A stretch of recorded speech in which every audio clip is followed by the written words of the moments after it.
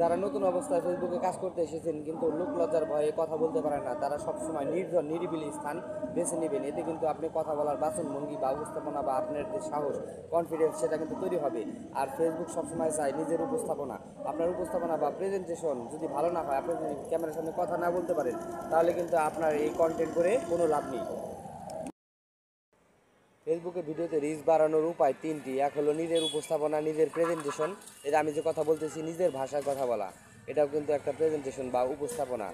আর continually কাজ করা এবং নিজের অরিজিনাল কন্টেন্ট ফেসবুকে আপলোড করা, এটা কিন্তু ফেসবুকে রিচ এঙ্গেজমেন্ট বাড়িয়ে দেয় এবং এগুলো কিন্তু বরাবরই সফলতার মূল চাবিকাঠি হিসেবে কাজ করে। ফেসবুকে ভিডিওতে রিচ বাড়ানোর উপায় তিনটি। এক হলো নিজের উপস্থাপনা, নিজের প্রেজেন্টেশন।